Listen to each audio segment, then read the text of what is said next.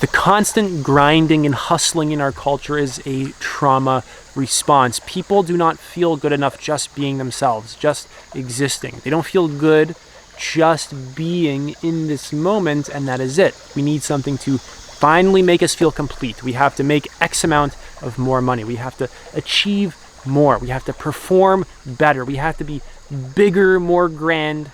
This is a trauma response. This is the old conditioning that humanity's transitioning out of. There's nothing wrong with achieving or working or any of that. The problem is that when we're looking into why we're doing it, you see, now it's going to get a little bit interesting, because when we look into why we're doing the things that we're doing, on the surface they can look good. I'm going to the gym and I'm lifting weights. But deep down, there's a sense of, oh, I don't actually like my body. There's various insecurities and wounds that are driving us to do something that on the surface looks good, but the motivations for doing them are less than healthy. They're things to actually heal inside of us. And it's not comfortable to be controlled by those motivations because they're inauthentic to us. They're things that we have internalized from our external conditions in childhood. Said simply, you picked up things in childhood that are not authentic to you. They're controlling you to this day. You pick things up from your parents, your school, your culture, things like this. The philosophies you were exposed to, the religions you were exposed to, whatever. And they're all running you to this day. It's unconscious.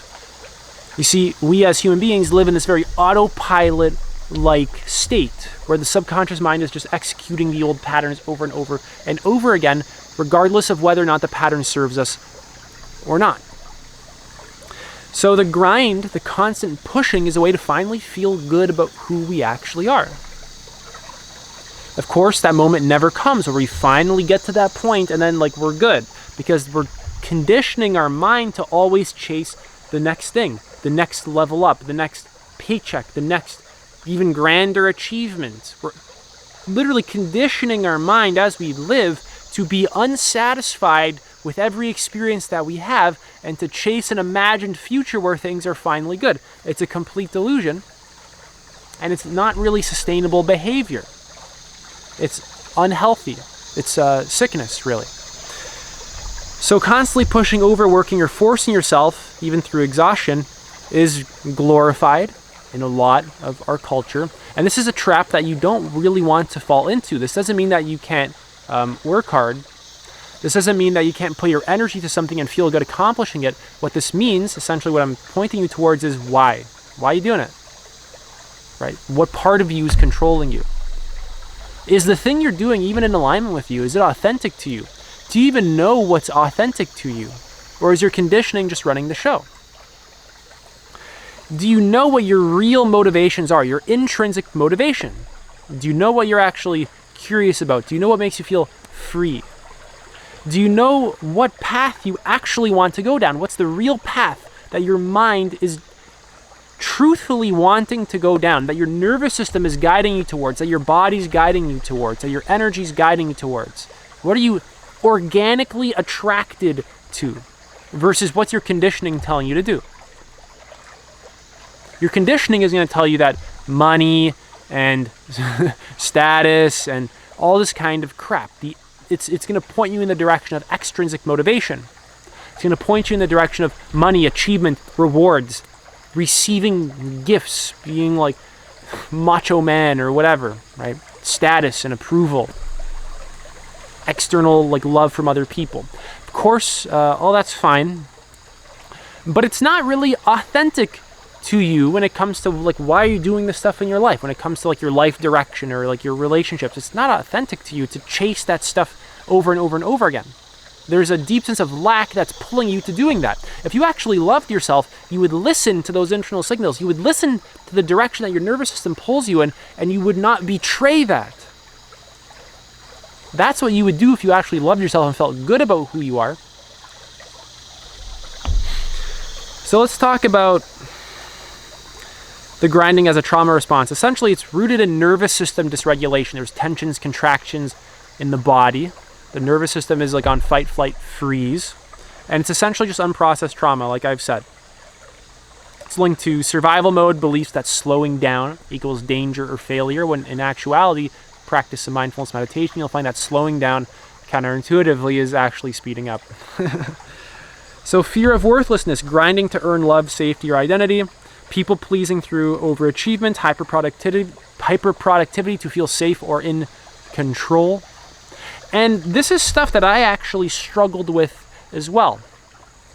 I have a personality type that actually loves to achieve things. It's very long-term, it's strategic, so it works towards long-term goals. And the thing is, though, is that many years ago when I was reading a lot of books, right, I still am, but when I was really getting into it, if I didn't read 2 books a week, there was a sense of shame that would continuously arise inside of me. And it wasn't until I looked at that it actually just went away, that I actually healed it and I was able to let that go. So that was a sort of trauma response. A subtle sense of I'm not good enough unless I perform this well. Right? So if I didn't read 2 books a week, there was self-critical thoughts, there was a subtle sense of shame. This was maybe in 2020. I don't experience that at all anymore. Right now I can just read however much I want and I don't experience it. I can just live my life. I don't experience these performance-related internal judgments that I had picked up from childhood. So here are some clues that a lot of this stuff is trauma-based inside of you. Rest feels unsafe. Can you rest? Can you actually just rest for a day, for an hour, for 5 minutes? When you're overworked and you're tense in your body and you can feel that it's exhaustion, can you give yourself what you're truly needing in that moment? Can you even listen to what you're needing in that moment? Give it to yourself and just feel good in doing so? Or are you just going to feel very unsafe? Productivity defines self-worth. That's a big one. You can't stop without guilt or anxiety. So you can't stop working without a sense of guilt or a sense of anxiety. You're afraid. So you ignore your body's needs. That's another one. Essentially, there's some kind of very important need that you actually have, right? It's authentic to you. You have this need. Your body's intelligent. This need's coming up at this exact time because, your body's intelligent. You need to listen to it. Your system is intelligent. Your psychological system is intelligent. You need to listen to it. Your psychological system, your biological system, your nervous system, it's deeply intelligent. You have to listen to its natural directions that it's pulling you in. Your authentic path. So ignoring your body's needs is going to be extremely painful and dysfunctional. So this type of grinding often comes from childhood wounds, like being rewarded for performance, being only really rewarded for performance. Right? Essentially, you're lacking love, and when you perform very good, you get the love that you're actually desiring, and you begin to associate that performance with getting love.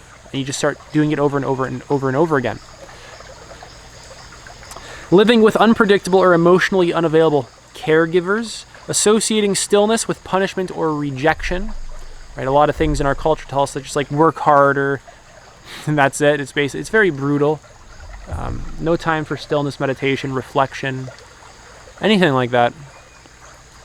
Right? So all that stuff is basically viewed as dangerous. Moving on is flow. You see, you actually want to flow. You want to feel connected to life. You want to feel connected to the divine movement of life, the flow of energy in the moment, the flow of life. You want to be able to ride it with ease and just be open and surrender to it because it feels the best and it feels the most authentic. That is what you're really wanting when you're chasing anything whatsoever, whether it's sex, junk food, when you want anything to complete you. What you want is to feel the energy flow. You want to feel good in the moment.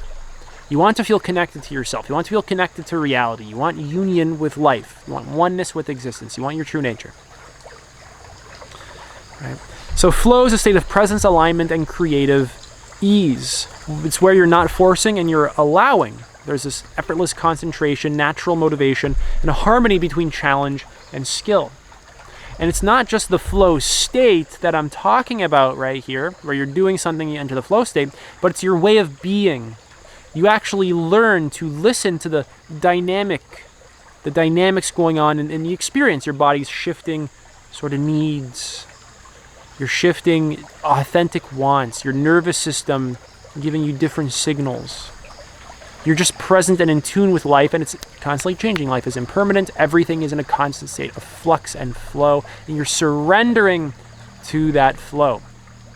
So a regulated nervous system basically allows you to fully engage without panic or overdrive. That's what flow really is. Your nervous system is regulated and it's not stuck in trauma responses. You can feel that pure, divine, intelligent energy moving through the experience, and how you move your arm, or how you say something as it comes out of your mouth, or in the silence and then in the stillness.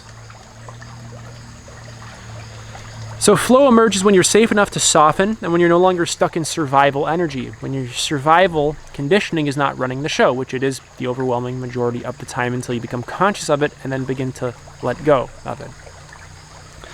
So it's a sign of internal freedom, trust in life, letting go of control, and a healthy relationship with yourself and even your work. So in many cases, grinding is a coping mechanism for not feeling good enough, for not feeling safe, for not feeling in control. And it's basically rooted in trauma, and flow is a sign of healing and inner safety. So this doesn't mean that you don't do anything, but from what internal place are you doing things, right? Really get that clear, is that you can do something that on the outside looks good, but on the inside, the motivation, I'm not even going to use the word good, it's just not authentic to you. It's not healthy. It's not actually fulfilling, right? You go to the gym because, maybe parts of you, oh my God, this is a massive bee. This is huge. Holy crap. Oh my God, that's extremely threatening. Wow. You go to the gym because you don't feel good about who you are, right? And that's not going to change because, oh my God, this thing is massive, guys. I'm keeping my eye on this. Oh my God. Oh my God, there's a beautiful animal down there too. Oh my God, I'm just going to show you guys. Look at this. You can see it. It's in the goody. It's right there. He's not moving. All right, back to it. Oof. So you go to the gym because you just don't feel good about who you are. You don't feel good about your body. You think it's not how it should be, right? And it doesn't matter how jacked you get or how beautiful you become. It's never going to solve the internal problem that you're experiencing, although there's nothing wrong with going to the gym. And it's funny enough, the second you actually begin to heal the internal problem, going to the gym becomes way more fun. And even better, you can actually let go of going to the gym. Not meaning that you never exercise, but what's the authentic thing that you want to do in this experience? Again, you want to feel the flow of life. You want to be in tune with life. So it's not that like you're robotically going to the gym all the time out of fear. It's just very mechanical, but it's what's the thing that you're really needing in that moment, and you're able to listen to your true needs, which feels better than always forcing yourself to go to the gym because there's an internal sort of insecurity that's driving you. There's the survival conditioning that's driving you. You're forcing yourself to do stuff out of survival, out of what you've been brainwashed with, out of the things that you picked up from culture, from childhood, from our evolutionary. Oh my God, this bee's massive. Oh my God. Thank you for not messing with me. Oh my. Oof. Look at this. I'm going to show you guys this thing. Oh my God.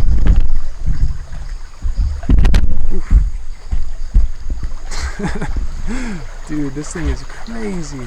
Oh, he's hiding.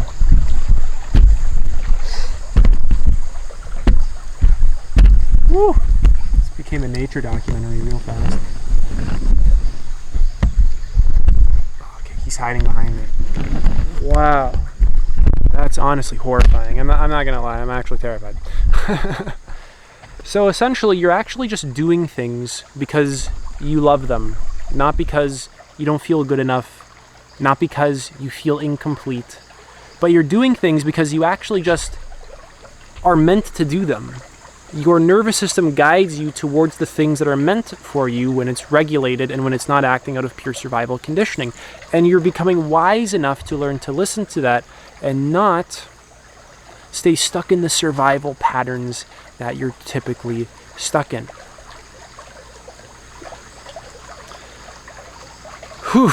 Okay, this was a long one. Do I have anything else to share? So basically, the ego is constantly attempting to feel worthy by doing things. This is kind of how it works. It needs to do something to feel like it's worthy of the support that it actually receives, which will never actually make you happy. True freedom comes with authentic alignment with yourself and deep presence. So whenever you're doing something that's out of alignment with you, you need to actually look at why you're doing that, because that's going to be a sign of some kind of wound. You need to just become aware of it and instead choose the path that's actually aligned with you. That's the healing right there. It's becoming aware of it and then stopping doing it. Instead of acting out the same thing over and over and over again, you become aware of it, you feel the emotions related to it, you get into your body, and then you choose the path that your nervous system is guiding you towards, based off of your actual needs in the moment. And usually when this occurs, a lot of people won't feel safe doing it because you're letting go of control. You're trusting life. You're trusting yourself more. You're essentially going back to that organic version of you that you've buried beneath a bunch of conditioning. You're going back to who you really are. I don't mean that in a corny way. I mean that actually. Because you need to understand that, yes, the conditioning, survival conditioning, this is what's controlling you, and it's not who and what you actually are. Right? The cultural conditioning, all this stuff is stuff that you've picked up. There's nothing wrong with it. There's uses for it, right? Like when I see a giant bee, my nervous system says, hey, potential threat. Right? Thank you. Right? But it's when you're stuck in it.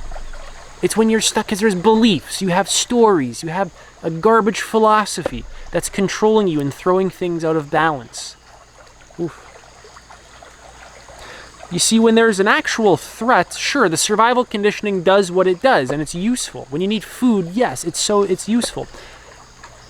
But when you don't need it, let it go. If you can't do that, there's something to look at. So that's it for this video. If you guys are interested in working one-to-one with me, you can basically apply to work with me. We go very, very deep into this stuff in my one-to-ones. You can check out my free book list. I really encourage you to do that. Pick up some books, get started, get reading, help you out a lot. Take it easy.